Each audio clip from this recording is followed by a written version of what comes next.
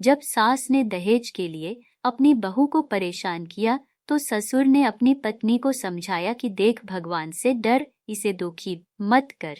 और फिर बिन बाप की बेटी ने ससुराल में जाकर किया कुछ ऐसा कि सब चौंक गए। बारिश लगभग थम चुकी थी, मगर खिड़की से देखने पर लग रहा था कि ठंडी हवाएं अभी भी चल रही थी। उस खिड़की के दोनों तरफ ही एक भयानक तूफान के आने की आशंका थी। बाहर आने वाले तूफान के बारे में तो पहले से सरकारी चेतावनी थी, मगर अंदर आने वाला तूफान शायद दबे पांव आ रहा था। कोई दस्तक भी नहीं हुई और सुमित्रा जी जीवन में एक हलचल सी मच गई। मां जी, मैं जरा नीचे जाकर एक बार श्रीकांत को फोन लगाकर देखती हूँ। मेरे फोन की बैटरी भी डेड है और श्रीकांत भी शायद दोपहर से फोन लगा रहे होंगे। आप तो जानती ही हैं कि वो अक्सर दोपहर को फोन करके सबका हाल चाल लेते हैं। अब ऐसे में अगर मेरा फोन इतनी देर बंद मिलेगा तो जाने क्या क्या सोच परेशान हो जाएंगे। मैं नर्स से कहकर जाती हूँ कि अगर कोई भी इमरजेंसी आए तो मुझे बुलवा ले। भूमिजा बोली, जल्दी आना, नम आंखों से उसकी ओर देखती हुई। उसकी सास के मुंह से केवल इतना ही निकला, आप फिक्र ना करें मां जी, मैं बस श्रीकांत को एक बार फोन करके इत्तिला कर दूं, बस आती हूँ। आप खुद को अकेला ना महसूस करें, मैं हूं ना आपके साथ। कुछ नहीं होगा पापा जी को, मैं बस अभी आई। कहते हुए वो तेज कदमों से लिफ्ट की ओर बढ़ी। नीचे रिसेप्शन पर पहुंच उसने श्रीकांत को फोन लगाया। 3-4 बार फोन लगाने पर भी फोन नहीं उठा। श्रीकांत शायद अपनी शिफ्ट पर वापस जा चुके थे और अंदर फोन रखना मना था। वो जानती थी कि अब तो श्रीकांत से बात अगले दिन सुबह ही हो पाएगी। फिर उसने किसी से मोबाइल मांगकर उनके लिए मैसेज छोड़ा, श्रीकांत, मैं भूमिजा, ये नंबर मेरा नहीं है, बस तुम्हें बताने के लिए मैसेज कर रही हूँ कि बाबूजी को सर पर चोट लगने की वजह से अचानक हमें उन्हें अस्पताल में दाखिल करवाना पड़ा। सुबह से यहाँ तूफानी हवा व बारिश थी तो फोन में चार्जिंग भी नहीं, इसीलिए कल सुबह फोन करूंगी, या शायद ना भी कर पाऊं, पर हो सके तो फोन का इंतजार किए बिना आने का प्रबंधक कर लो, शायद समय कम है। श्रीकांत को मैसेज करके वो अपनी सास के लिए कुछ खाने को लेकर तुरंत वापस ऊपर गई। मां जी, कुछ खा लीजिए, नहीं तो आपका शुगर डाउन हो जाएगा, आपको भी तो अपनी दवाई लेनी है। पापा जी का तो ख्याल डॉक्टर रख ही रहे हैं, भूमिजा ने कहा। सुमित्रा जी ने बस चुपचाप वो रोटी रोल पकड़ा और नम आंखों से भूमिजा को देखती रही। उसने थोड़ा सा खोलकर उनसे कहा कि जल्दी से खा लीजिए मां जी, फिर ठंडा हो जाएगा। कह तो रोल के लिए रही थी, पर जानती थी कि अंदर से कभी भी कोई भी विपरीत समाचार लेकर डॉक्टर बाहर आ सकते हैं। ऐसे में अकेली वो सब कुछ कैसे संभालेगी। उधर सुमित्रा जी जैसे जैसे रोटी रोल तोड़ रही थी, पूरा जीवन उनकी नजरों के सामने घूम रहा था।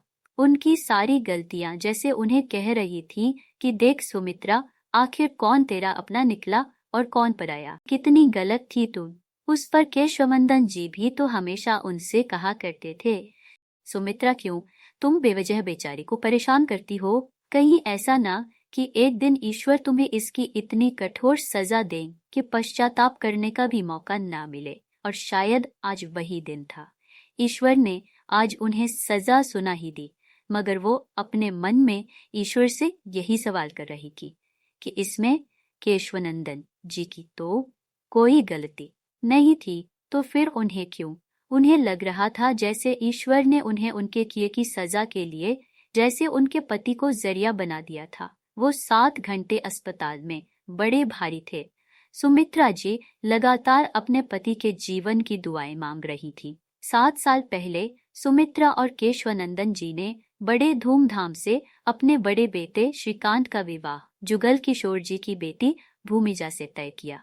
जुगल किशोर जी और केशवनंदन जी बड़े अच्छे दोस्त थे, मगर कुछ ही समय पश्चात बिजनेस में हुए घाटे को जुगल किशोर जी सह ना पाए और उनका स्वर्गवास हो गया। तब ये सोचकर सुमित्रा जी चुप थी कि शायद अभी अभी हुई पिता की मौत की वजह से वो परिवार अपनी बेटी की शादी सादगी से कर रहा है। मगर बाद में भी जब उपहारों के नाम पर वहां से कुछ न आया और भूमिजा ने उन्हें सारी परिस्थिति बताई, तब न जाने क्यों उन्होंने उससे अपना व्यवहार बदल दिया। उस पर से विवाह के 2 वर्ष पश्चात भी भूमिजा को गर्भ भी नहीं ठहर पा रहा था। बहुत चीखी चिल्लाई थी उस दिन वो कंगरों ने दोस्ती का फायदा उठा अपनी बांझ बेटी हमारे मत्थे मर दी। धोखा दिया है आपके दोस्त के परिवार ने हमें। वो केशवनंदन जी से बोली, कोई धोखा नहीं दिया किसी ने हमें। मैं तो ये सब पहले से जानता था। और क्या तुम्हें बहू के गुण नहीं दिखाई देते? जब देखो बस तोहू के पीछे पड़ी रहती हो। आखिर किस चीज की कमी है तुम्हें? ईश्वर का दिया सब कुछ तो है, वो समझाते। ठीक है, मगर वंश आगे बढ़ाने की ताकत तो नहीं इसमें। मेरा श्रीकांत तो बस यूं ही फंस गया। वो हर वक्त उसे उलाहना देती। फिर उनके छोटे बेटे भरत का विवाह जानवी से हुआ। जानवी और भरत एक साथ पढ़ते थे और जानवी के पिता एक बहुत बड़े सरकारी अफसर थे। बड़ी शानो शौकत से उन्होंने अपनी बेटी को विदा किया। भरत के विवाह के 6 महीने बाद ही उनकी बेटी रुत का भी विवाह बड़े ऊंचे खानदान में तय हो गया। हमेशा वो कहा करती, कितनी किस्मत वाली बहू आई है। आते ही भाग खुल गए। ननद का विवाह इतने ऊंचे घर में तय हो गया। रुत की डोली उठते उठते जानवी का भी गर्भ ठहर गया और कुछ महीनों पश्चात सुमित्रा जी के यहाँ एक प्यारा सा पोता हुआ। उधर श्रीकांत को दुबई से एक अच्छी नौकरी का ऑफर आया। बेटा तू पहले जाकर अच्छे से सेटल हो जा, फिर भूमिजा को भी ले जाना, केशवनंदन जी ने कहा। श्रीकांत के जाने के बाद घर के सारे कामकाज का भार भूमिजा पर आ गया। आखिर तुझे काम ही क्या है? कौन से बच्चे पालने हैं या फिर पति की सेवा करनी है? सुमित्रा जी हर वक्त ताना दिया करती। हाँ, मगर जब भी कभी भूमिजा बच्चे को हाथ भी लगाती तो जैसे उस पर तानों की वर्षा कर देती। छूना मत, गलती से भी इसे बांझ कहीं की नजर लगाएगी क्या मेरे पोते को? कितनी बार कहूँ दूर रहा कर इससे, और ना जाने क्या क्या सुमित्रा जी कह दिया करती। कई बार तो केशवनंदन जी उन्हें डांट कर चुप करवाते। ये क्या बोले जा रही हो? थोड़ी तो शर्म करो। क्यों? बेचारी का हर वक्त दिल दुखाती हो।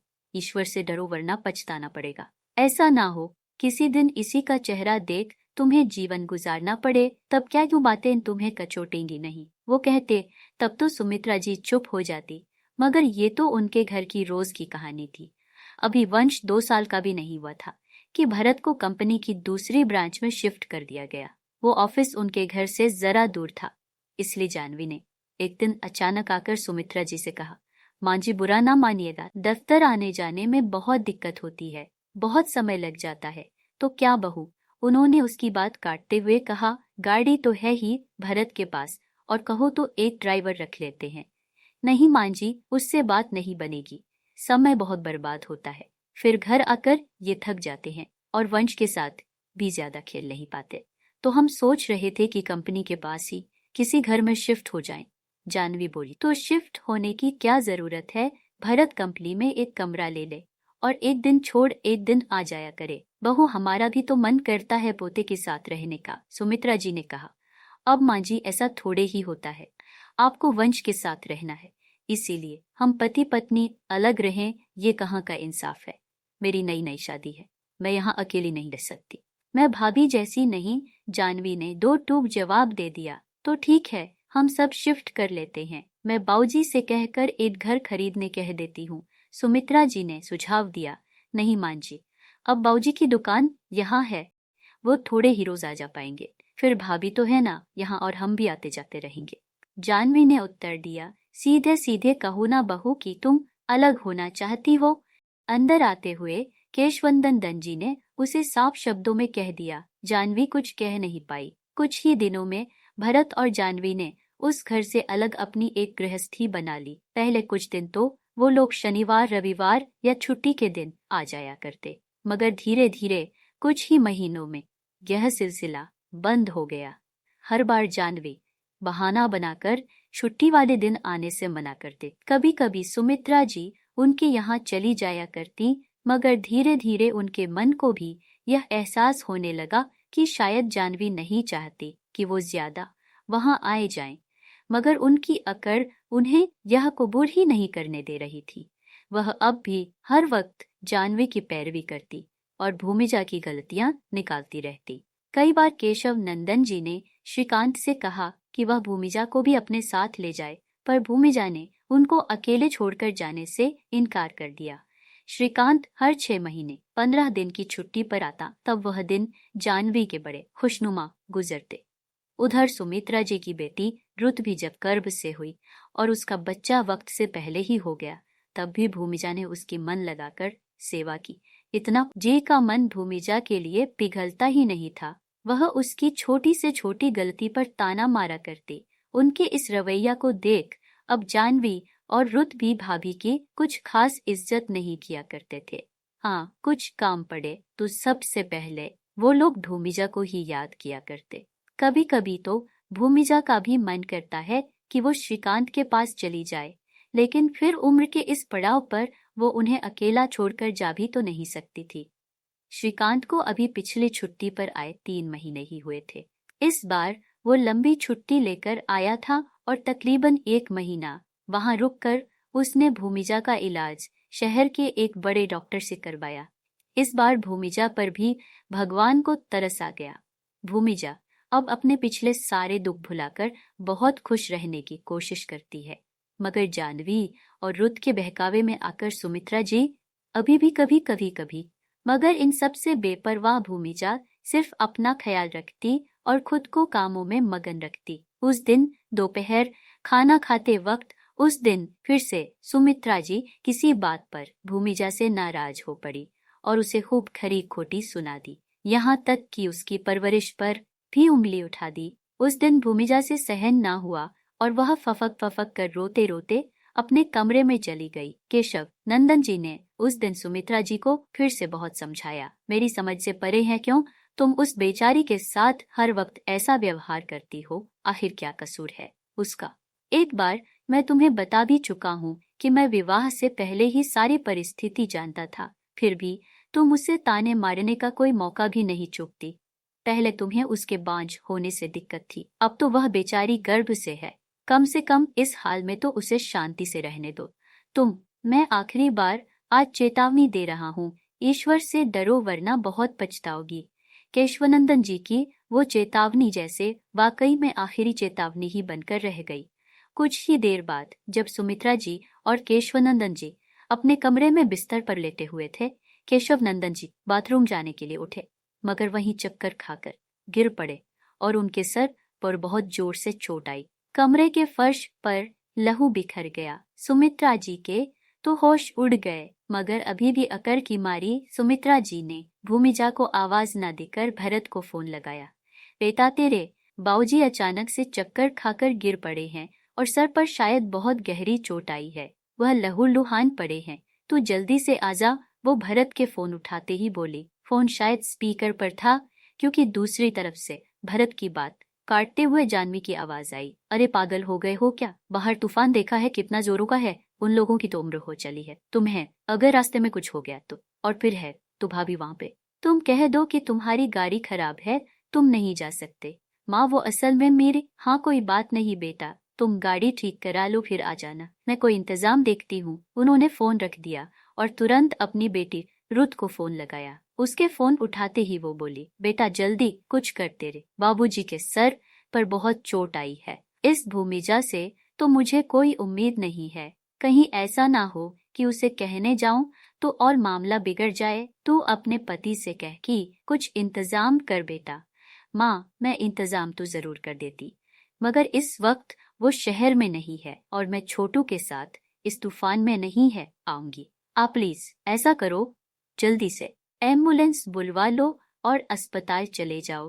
तूफान थमने पर मैं वहां आती हूँ। उसने फोन रख दिया। इतने में भूमिजा वहां उनके लिए चाय लेकर आई। कमरे का दरवाजा खटखटाया, मगर जब किसी ने आवाज ना दी तो दोबारा जोर से खटखटाकर वो दरवाजा खोलकर अंदर गई। कमरे के अंदर घुसते ही जो नजारा उसने देखा तो उसके होश उड़ गए। हाथ से चाय की प्याली छूट गई और वह तुरंत बाबूजी के पास दौड़ी। माँ जी ये कैसे हुआ और आपने मुझे आवाज क्यों नहीं दी? अब तक खून बहुत ज्यादा बह चुका था। भूमिजा ने फौरन एम्बुलेंस को फोन लगाया और जैसे तैसे केशव नंदन जी के सर पर टॉवल बांधकर और उनके मुंह पर पानी के छींटे डाल उन्हें होश में लाने की कोशिश करती रही, मगर कुछ नतीजा ना निकला। इतने में ही एम्बुलेंस भी आ गई। उसने फौरन उन लोगों को बाबूजी के कमरे में बुलाया और उनको एम्बुलेंस तक पहुंचवाया। माँ जी आप जल्दी एम्बुलेंस में बैठिए, मैं घर को ताला लगाकर आई। सुमित्रा जी के कानों में, मगर शायद अब केशवंदन जी के स्वर गूंज रहे थे। तुम रहने दो बहू, इतने तूफान में तुम्हारे लिए हमारे साथ आना सुरक्षित नहीं, उन्होंने कहा। आप कैसी बातें कर रही हैं माँ जी, आप लोगों से बढ़कर मेरे लिए और कुछ भी नहीं है। भैया आप गाड़ी घुमाइए, मैं अभी ताला लगा कर आई, कहते हुए वह बारिश में भीगते हुए जल्दी से घर की ओर बढ़ी। अस्पताल पहुंचकर केशव नंदन जी को सीधे आईसीयू में भर्ती कराया गया, मगर डॉक्टरों के मुताबिक तब तक उनका बहुत ज्यादा खून बह चुका था। आखिर जिसका डर था वही हुआ। करीब 6 घंटों की मशक्कत के बाद भी डॉक्टर नाकामयाब रहे और केशवानंदन जी सुमित्रा जी को हमेशा के लिए छोड़कर चले गए। भूमिजा ने भरत को और रुत को फोन लगाने की कोशिश की, मगर दोनों में से किसी ने फोन नहीं उठाया। उस वक्त भूमिजा के पास इतने पैसे भी नहीं थे कि वह अस्पताल का बिल चुका पाती, नहीं वो अपना कार्ड लाई थी। उसने खिड़की से बाहर देखा तो उसे एक सुनार की दुकान दिखाई दी। मैं अभी आई माँ जी, कहकर वो उस तरफ निकली। आकर उसने अस्पताल का बिल चुकाया और फिर बाऊजी को घर ले जाने का इंतजाम करवाया। तूफानी हवा को चीरती हुई एम्बुलेंस वापस घर पहुंची, मगर केशवानंदन जी सुमित्रा जी के साथ नहीं थे। अगले दिन सुबह भरत का फोन आया। भाभी कहाँ हैं आप, कल फोन नहीं लगा आपका, घर आ जाइए भैया, बाऊजी नहीं रहे, कहते हुए भूमिजा रो पड़ी। पिछली दोपहर से जो डटकर लड़ रही थी वो ये शब्द कहते हुए टूट गई। कुछ ही देर में भरत और रुत परिवार समेत वहां पहुंचे। बाकी रिश्तेदारों को भी इत्तिला कर दी गई थी, सो सभी पहुंचे, बस कोई नहीं पहुंच पाया थी श्रीकांत। देर सुबह जब उसका फोन आया और उसे भूमिजा ने बाऊजी के बारे में बताया तो वो जैसे टूट सा गया। प्लीज भूमिजा, बाऊजी को अस्पताल में रखवा लो, मैं कम से कम उनके आखिरी दर्शन तो कर लूं। मगर वहां भरत और रुत के होते हुए भूमिजा की कौन सुनता। आखिर सबको अंत्येष्टि की जल्दी थी, सब इंतजाम भी हो चुका था। सो भूमिजा रोती रह गई, मगर किसी ने श्रीकांत का दर्द समझने की जरूरत नहीं समझी। जब मुकाग्नि देने की बारी आई तो भरत ने बड़े भाई के वहां उपस्थित न होने का हवाला देकर पंडित जी से कहा कि ये फर्ज वो निभाएगा, तुम रहने दो, कल तुम्हारी गाड़ी खराब थी, रुत का पति कहीं बाहर था, तुम लोग जिनके लिए मैंने इतना कुछ किया उन्होंने ये तक ना सोचा कि हमने कुछ खाया होगा कि नहीं, अस्पताल में देने को हमारे पास पैसे होंगे कि नहीं। रुत के बच्चे की सेवा कर उसे भूमिजा ने जीवन दान दिया। वंश के वक्त जानवी तुमको भूमिजा ने जमीन पर कदम तक नहीं रखने दिए। इतनी बेइज्जती के बावजूद भी मन लगाकर तुम लोगों की और मेरी भी सेवा की, और आज जब ये बेचारी इतने वर्षों बाद प्रेग्नेंट है तो तुम में से किसी को इस पर और तो और अपने बड़े भाई पर तरस नहीं आया। अगर कल इसे कुछ हो जाता तो तुम सब क्या मुंह दिखाते ईश्वर को। मुझे तो मेरे किए की अति कठोर सजा ईश्वर ने दे दी है, और ये सजा शायद तुम्हारे बाऊजी ही सुना कर गए हैं, मगर तुमको भी तुम्हारे किए की सजा तो मिलनी ही चाहिए। बाऊजी के अस्पताल का बिल चुकाने को जो अपनी दादी का पुश्तैनी कंगन एक झटके में बेचकर आई हो, अपने पिता की अंत्येष्टि का अधिकार उसी संतान का है, तुम जैसे नालायकों का नहीं। माँ, ये कैसी नीति विरुद्ध बात कर रही हो, पागल हो गई हो क्या? भरत बोला, कोई नीति नहीं, कोई रीति नहीं, कोई रीति नहीं। जब बाऊजी के प्रति अब तक सारे फर्ज भूमिजा ही निभाती आई है तो ये आखिरी फर्ज भी अब मेरी बहू ही निभाएगी, कहकर सुमित्रा जी ने पंडित को इशारा किया और भूमिजा से कहा, जा बेटा, अपने पिता को अब विदा कर, श्रीकांत के यहाँ ना होते हुए, ये तेरा फर्ज और हक दोनों है, जा बेटा। दोस्तों, आपको ये कहानी कैसी लगी कमेंट बॉक्स में अपनी राय जरूर दीजिएगा, और कहानी अच्छी लगी हो तो वीडियो को लाइक, शेयर और सब्सक्राइब करना ना भूले। Thanks for watching.